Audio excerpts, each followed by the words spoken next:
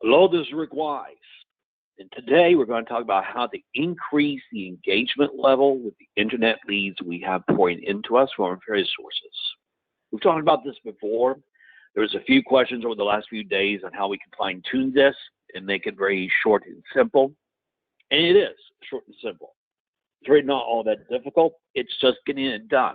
So let's take a look at the basics. And the basics are, how do we respond? First of all, when we get the inquiry, and what do we do in the first couple of days? Well, you see here over to the right on the screen, we're looking at a response time under 10 minutes. Forget the 30-minute thing. That's a killer. Anything past 30 minutes, you're toast. Unless you're the only person who has the vehicle and that prospect has to deal with you. Well, we respond to the lead within 10 minutes, and we do it with the email. We do it with a text, and we do it with a phone call. So the first initial response is a personalized email, no templates, please, no automatic responders. Let's answer the prospect's questions. Let's have a little good morning, good afternoon, whatever we want to use. That's appropriate. Let's provide a hook, an incentive, and include a video link, ideally an introduction of who you are and what steps you're going to take. In that email, let the prospect know that you'll be reaching out by text messaging and phone as well. The moment you press the send button, you send a text message. Again, short, sweet, but with a video link. And then you make a phone call. If you get the voicemail, you leave a voice message and let them know that because time is of the essence, you'll reach out later in the day. That's the first thing you do. Yep, we're not done. That same day, if we don't get a response, a few hours later, we make a second phone call attempt, but we use your cell phone, and we get the recording, we do not leave a message. Still no response. A couple hours later, our third attempt by phone, but we use a phone where we can block the number so they can't see the number. Again, get a recording, do not leave a message. Still no response. At the end of the day, we do our last phone call, but we do it from the dealership landline so they can see the number. And if no one picks up, we do leave a recording at that point. We do leave a message at that point. So on the very first day, we have sent an email, we've sent a text message, and we made a few phone call attempts. The next day, the very next day, we do send a follow-up email with additional information and some other options for this prospect to consider. And we follow that up with a text message with a video link, maybe giving a short presentation on the vehicle they've selected.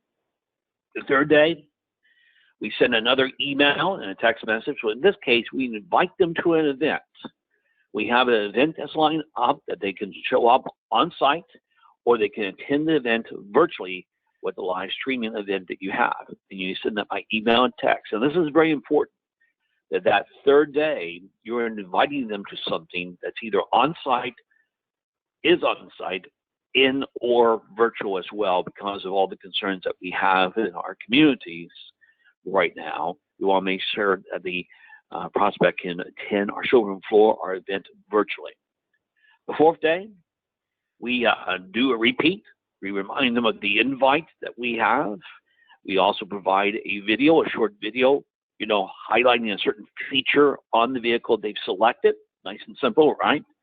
The fifth day, we send another email asking if they have a vehicle they want to sell to us outright, or they have a vehicle they may want to trade in. You notice we changed the subject matter here. We're asking them if they've got something they want to sell.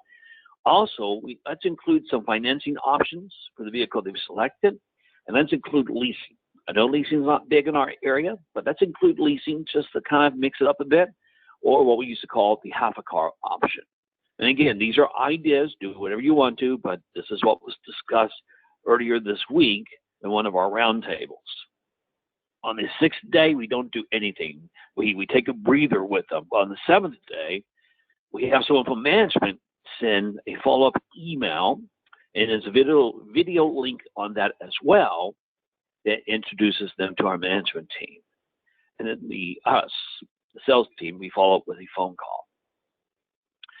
Keep in mind, when we talk about virtual events, why not hold a virtual event weekly in the service lane or showroom floor or out on the property? It's very easy to do. A virtual event could be anything. It could be a dare to compare. It could be highlighting the Buick lifestyle.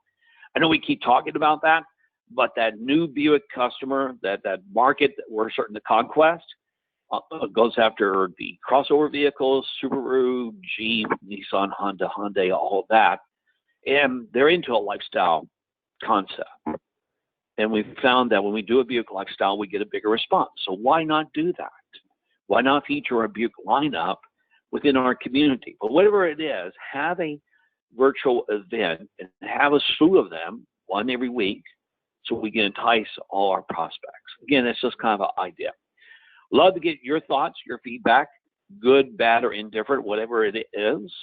The next little part of this series is how we follow up with these leads in the second and third week. But the whole idea here is how we increase the engagement level and increase your close rate with your internet leads. Well, as I always say, go out and make it a great